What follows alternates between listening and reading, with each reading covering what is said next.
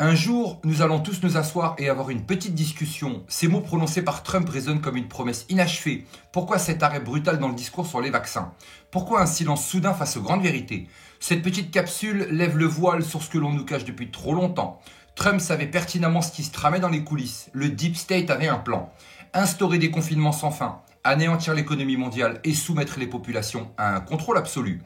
Pour en sortir, la seule arme possible fut de sortir un vaccin en 9 mois, brisant ainsi le verrou qui retenait le peuple dans un système corrompu et exposer toutes les personnes de Big Pharma. Dans ses meetings, Trump a constaté la perte de confiance de son public.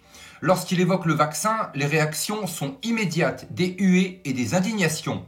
John Rich n'a pas mâché ses mots en déclarant « Nous, le peuple, n'avons plus confiance ». La FDA, le CDC, Anthony Fauci, ce sont des criminels, des psychopathes, des populationnistes. Face à cette colère, chaque témoin présent racontait une histoire personnelle de blessures ou pertes liées aux injections vaccinales. Même Herschel Walker ou Lindsey Graham n'ont pas pu enrayer la vague de scepticisme, renforçant l'idée que la vérité sur la gestion de la pandémie était bien loin des discours officiels. Alors que le voile se lève sur le récit officiel, la révolution menée par Robert Francis Kennedy Jr. prend de l'ampleur. L'Idaho, en adoptant le Medical Freedom Act, interdit désormais toute contrainte médicale imposée dans les écoles, les entreprises et les lieux publics. Cette mesure, effective dès le 1er juillet 2025, symbolise le début d'un nettoyage en profondeur des agences de santé américaines. Ce mouvement vise à redonner le pouvoir aux citoyens en remettant en cause des décennies d'obéissance aveugle aux institutions corrompues. Dans l'ombre, le changement se matérialise. Des dizaines de milliers de licenciements commencent dans les agences de santé aux États-Unis. HHS, NIH, CDC, FDA, toutes ces institutions jugées corrompues, incompétentes, subissent des réductions drastiques selon des décrets exécutifs émanant d'une vision plus libérée des politiques sanitaires inspirées par l'approche du dog. Robert Francis Kennedy Jr. entreprend de remodeler ces agences défaillantes, prouvant la tragédie du Covid, la faillite d'un système qui gaspille l'argent des contribuables au détriment des vies humaines. C'est le début d'un bilan officiel du Covid, là où chaque suppression d'emploi marque une remise en question d'un système obsolète. Une nouvelle bombe vient d'exploser. Un rapport longuement caché révèle que 7 soldats américains auraient contracté le Covid à Wuhan en octobre 2019, bien avant la reconnaissance officielle de la pandémie. Ce document que l'administration Biden a sciemment enterré pendant plus de 2 ans démontre que le récit officiel n'était qu'un écran de fumée pour masquer la vérité. Ces révélations renforcent l'hypothèse d'une propagation du virus orchestrée et dissimulée, alimentant le sentiment d'un mensonge global. Une étude de grande envergure sur 99 millions de participants vient de dévoiler des risques alarmants associés au vaccin. 610% de risque de myocardie avec les vaccins ARN, 378% de risque d'encéphalomyélite aiguë décimée, 323% de risque de thrombose veineuse cérébrale avec les vaccins à vecteur viral, 249% de risque de syndrome de Guillain-Barré après l'injection des vaccins à vecteur viral.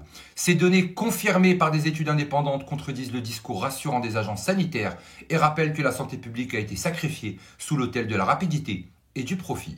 Mais un tournant majeur pour la science et la santé publique s'annonce avec la nomination du Dr Jay Bhattacharya, professeur à Stanford et ancienne critique virulente des politiques restrictives liées au Covid. Il est désormais directeur du NIH. Son arrivée marque le début d'une ère où la science reprend ses droits et où le débat public sera ouvert à une discussion rigoureuse, sans compromission idéologique.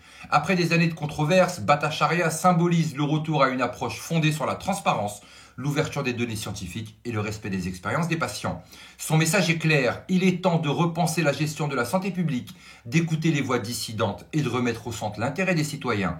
Les leçons du passé sont amères. Il y a 20 ans, CBS diffusait un reportage choc sur les vaccins contre la grippe. Alors que la couverture vaccinale augmentait, les décès liés à la grippe continuaient d'escalader. Les scientifiques du NIH, désemparés, ont vu leur hypothèse s'effondrer face à la réalité. Au lieu d'admettre un échec, les CDC ont détourné la méthode, vacciner les enfants pour protéger les personnes âgées. Une manœuvre qui a marqué les esprits et démontré que la vérité était parfois sacrifiée à la peur de l'échec. Trump l'a promis, un jour nous aurons cette conversation. Aujourd'hui, les langues se délient, les mensonges se fracassent et les vérités enfouies ressurgissent. Des réformes radicales dans les agences de santé aux nominations qui ouvrent la voie à une science plus transparente et honnête, le système vacille. Le bilan du Covid se dessine et le changement est inévitable. Cette capsule est un appel à la vigilance, un témoignage d'un éveil d'un peuple qui ne se contentera plus de mensonges. Le temps est venu de faire face aux réalités, de réinventer notre futur et de redonner aux citoyens le droit de choisir en connaissance de cause. Cette opération du Covid nous permet de poser quelques questions. Avons-nous assisté à une mise en scène ou avons-nous vécu une exposition totale de Big Pharma? N'oubliez surtout pas de demander des comptes à vos politiciens locaux, aux maires de vos communes qui vous ont incité au vaccin sans même connaître l'étendue des dégâts. Mais surtout n'oubliez pas, on n'est clairement pas au bout de nos surprises.